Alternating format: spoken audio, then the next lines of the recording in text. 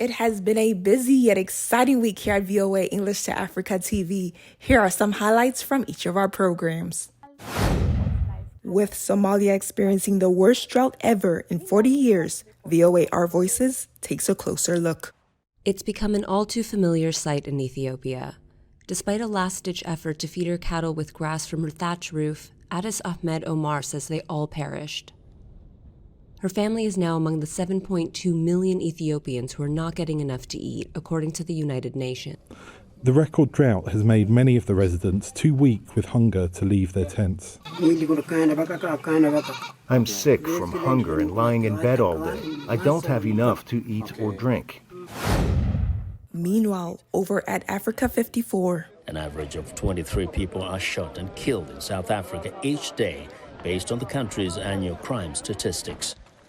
I'm going to leave the detective work to the police, but one has to wonder about the caliber of the weaponry used here. Where you are in Cape Town, and that's where I am from, we don't see a lot of AK-47 guns being used. We have a lot of gun violence, but should we read something into the fact that AK-47s were used?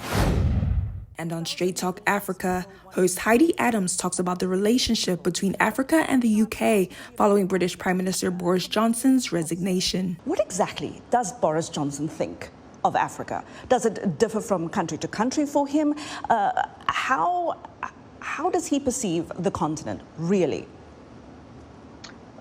Boris Johnson is one of the most energetic, optimistic, effervescent, you might say, leaders that Britain has ever had.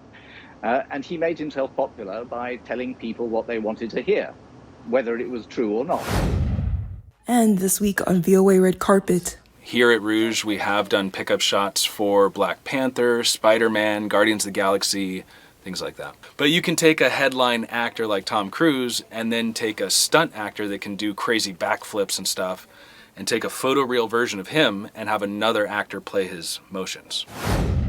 And on VOA Africa. We've had access to grants. You now have access to people from 54 other countries. Are there any benefits to being an alumni of YALI? We were exposed into so many opportunities. How is the US-sponsored program contributing towards your personal growth? I get comfortable sharing my story. That's what's happening this week on VOA English to Africa TV.